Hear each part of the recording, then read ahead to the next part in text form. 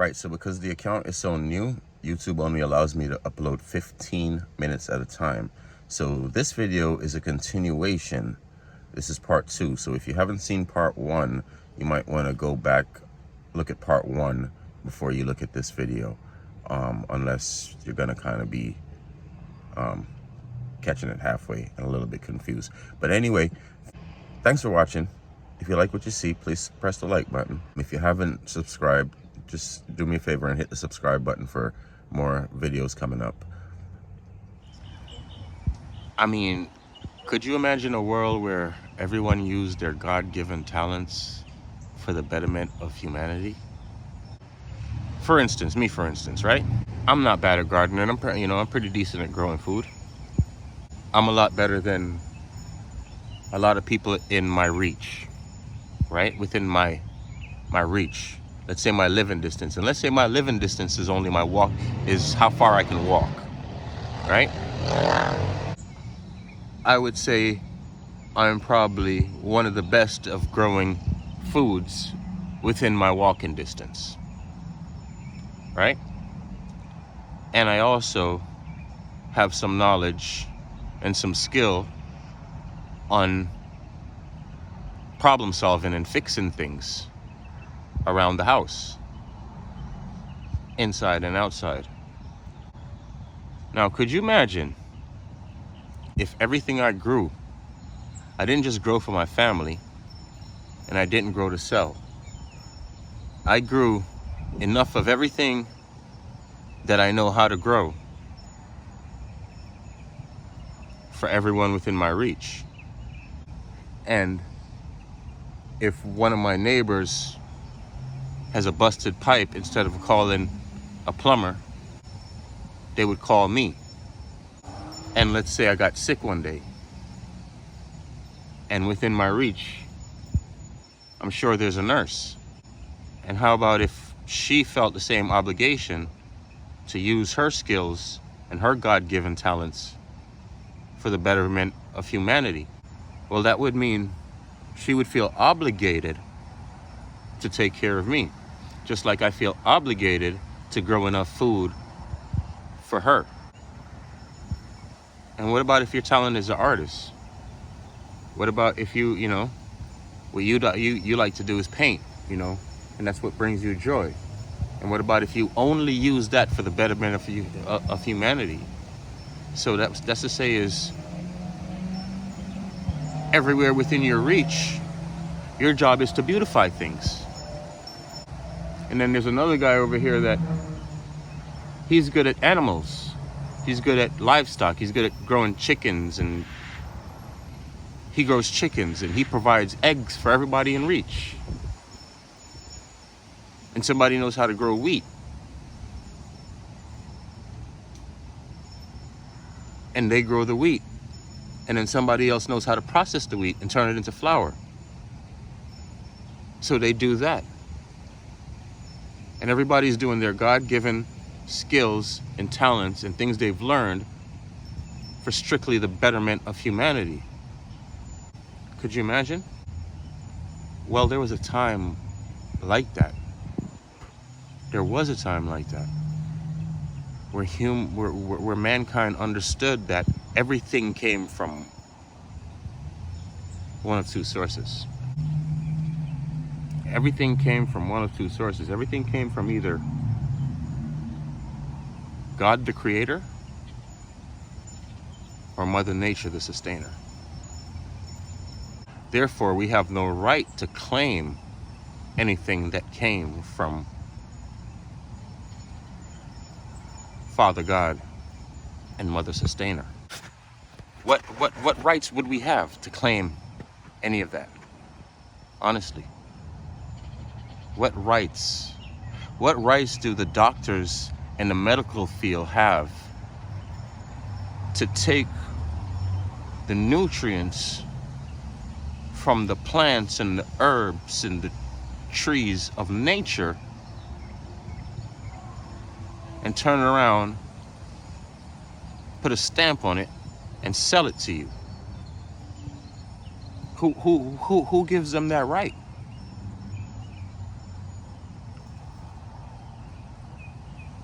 Can you copyright nature? Can you hold a patent on nature? Is there anything in nature that you can patent? I don't know, man. I think we're all confused and we're all... I don't know about you, but I'm kind of enjoying this time. I'm enjoying this time because I'm tuning into self. And I'm kind of seeing a lot of things that I needed to detach from anyway. I want to encourage you to never stop learning. I got a little saying that I like to say, and you know, I firmly believe that the most ignorant person in the world is a person that feels like he's already learned everything. Every day you could learn something. Every single day you could learn something. And learning is a part of growth. Learning is definitely a part of growth. I'm learning every day. You know, I come on these things and I do these videos because it brings me joy to try to share information, right? Brings me joy to try to share information. Crushing up these charcoal ashes in here because I've learned that they get rid of ants. I've learned that the ants don't like them. And see, I've got an ant pile right here, so I'm just gonna put charcoal down in there for them. And if you could see, they're scattering already. They really don't like it. You see that?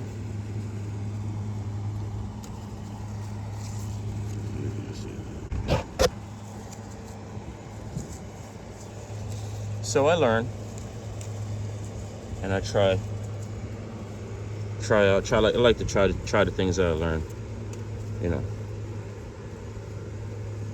But again, there's nothing wrong with learning, right? Example, when I did this garden, I had no idea that it was a horrible idea to plant tomatoes and broccoli together. Tomatoes and broccoli, right?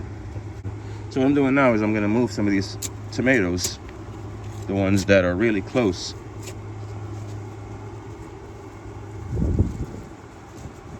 to the broccoli. I'm just gonna move these, transplant these over to the new garden bed.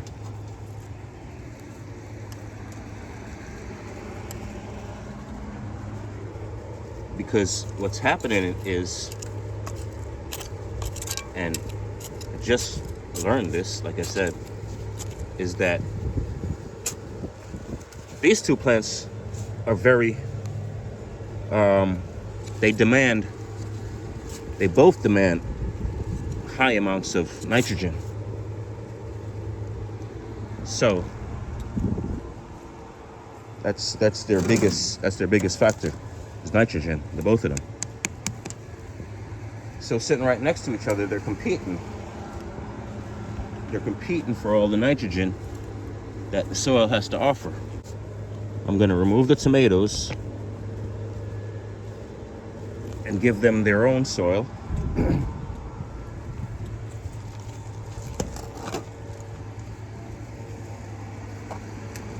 This way, these broccoli will be able to flourish.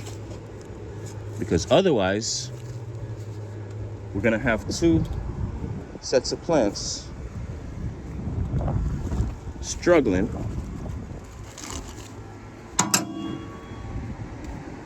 simply because they live next to each other. You see, the tomatoes having a really hard time growing is in the middle of all these broccoli. And these broccoli that are sitting with these tomatoes are also having a hard time growing. I mean, the proof is in the pudding. You know, it's just like us. Sometimes life, we got to find our place that we fit. Sometimes, you know, we just want to be a part of, and sometimes we're just used to, you know, these persons, places, and things that sometimes don't necessarily make you feel good about yourself when you leave that. And sometimes you feel drained, you know, when you leave that situation. I urge you to stay away from those situations and find the places that you're happy and you can thrive. Because be around the people, places, and things that nurture your soul. And how do you know? How do you know that a person or place or a thing is nurturing and good for your soul? How do you know that? Well, one of the easiest ways for you to know is when you leave the situation, how do you feel? How do you feel when you go to a club, right? And you're enjoying yourself at the club. At the end of the night, when you leave that club at the end of the night, you know, and you're looking at the money that you spent and you're looking at the time that you wasted, how do you really feel? How does it really make you feel after the fact? Not while you're going through it, you know. I'm talking after the fact, when you're reflecting, right? Sometimes we got to move away from situations that really aren't good for us. We gotta look at them sometimes. Sometimes we don't even want to see it. Sometimes it's right there and we don't want to see it. You know, so now the tomatoes are expected to do a lot better over here because they're not going to be competing for nitrogen against those broccoli. Now, I won't leave these tomatoes by themselves here because bare ground is not good for anything. It's just not good. So it's either I'm going to do some mulch or I'm going to plant things that can survive well and can thrive well with these tomatoes. You know, I'll do like something like I did over here, you know, where I got the tomato, I got okay, so I got the tomato. Tomato's gonna grow up, right? I'm gonna do one stalk on the tomato, and then I got pumpkin over there. The pumpkin is gonna provide ground cover for everything in this garden. Every single thing in this garden, right? The tomatoes, what it's gonna provide for the garden, one of the things it's gonna provide for the garden, it's gonna be one of the first things to send out its flowers and attract pollinators for everybody else. Hi. You understand? Hi. These flowers, the flowers that you have, the rows of flowers in the middle, they'll go ahead and they'll attract all the pollinators necessary for everybody else to survive. Now, could you imagine a world kind of like that, where humans kind of acted like that, where we took ourselves out of the situations that aren't healthy for us, and we move ourselves into better situations? Huh? Could you imagine a world where everybody is a little bit happier because they're not dealing with people, places, or things draining their energy? Could you imagine? Could you imagine walking down the street with happy people all around you? Could you imagine? Once again, man, thanks for watching. I want to urge you to not live in fear. Find that thing that makes you happy, that brings you joy, and expand on it and share it. I really appreciate you watching. Thank you.